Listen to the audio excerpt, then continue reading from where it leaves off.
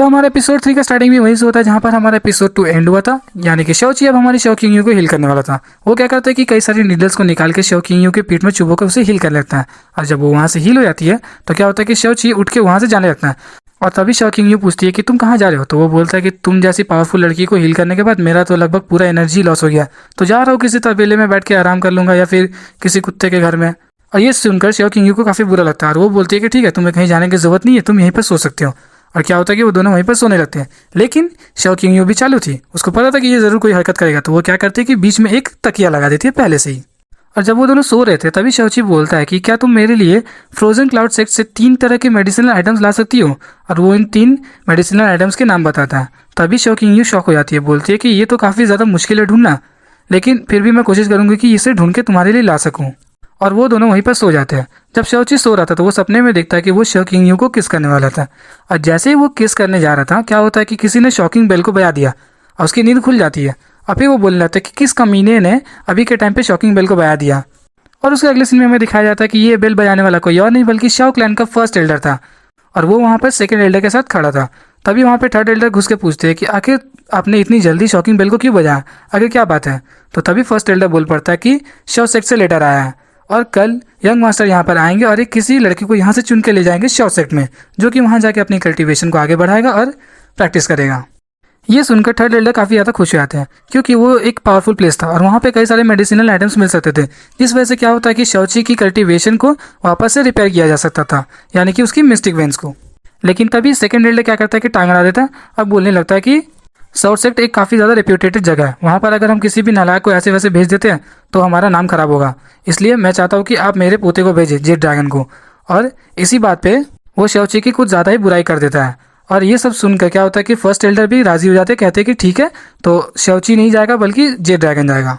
लेकिन इसी दौरान क्या होता है कि हमारा थर्ड एल्डर जो कि शौची के दादाजी थे वो गुस्सा हो जाते हैं क्योंकि उसने काफ़ी ज़्यादा उसकी बुराई कर दी थी। इसलिए वो क्या करते हैं कि उसको पटक देते हैं, मतलब एकदम मुंह फाड़ने ही वाले थे। तभी फर्स्ट एल्डर उसको रोक लेते हैं और वो वहाँ से चले जाता है। फिर उसके अगले सीन में हमें दिखाया जाता है कि हमारी शो किंग यू एक जगह पर प्रैक्टिस कर रही थी। तभी हमारा ठड़की शू लॉन्ग वहाँ पे पहुँच जाता है, वही जेड ड्रैगन। और वहाँ पहुंचकर वो शो किंग यू से इधर उधर की बातें करने लगता है। लेकिन शो किंग यू भी बोल देते कि मुझे तुमसे भी कोई बातें करने में इंटरेस्ट नहीं है। तभी वो दूसरा बहाना निकाल के बोलता है कि तुम तो अभी प्राइमरी प्री फाउंड ड्रिल में हो और मैं उससे सिर्फ एक स्टेप पीछे हूँ, तो अगर मैं तुम्हारे साथ अगर थोड़ा सा प्रैक्टिस कर लूँ तो हो सके कि मैं अभी के अभी कल्टीवेशन में आगे बढ़ जाऊँ। और वो ऐसा बोलते ही क्या करता है कि शो किंग यू के ऊपर हमला कर देता है। और जैसे ही वो हमला करता है शो किंग यू बिल्कुल तैयार थी, क्या करती है उसे उठा पटक के बिल्कुल बुरा वाला मार मारती है। सही में इतना बुरा पिटाई तो मैंने आज तक नहीं देखा था।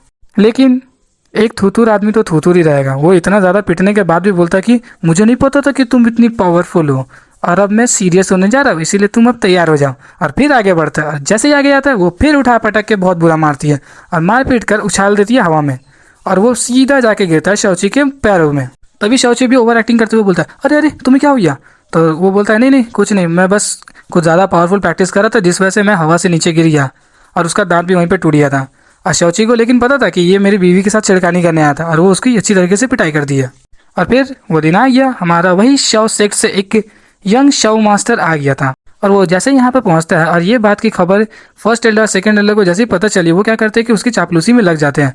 और फिर वो हॉल में आके इधर उधर की आलतू फालतू बातें बकने के बाद बोलता है कि मैं कई सारे मेडिसिनल आइटम्स भी लाया जो किसी की कल्टीवेशन को बूस्ट कर सकता है, किसी की मिस्टिक वेंस को रिपेयर भी कर सकता है। और ये सुनकर शव लिंगशी काफ़ी ज़्यादा खुश हो जाती है क्योंकि उसके अंदर जो मेडिसिनल आइटम्स थी वो शवची की हेल्प कर सकती थी।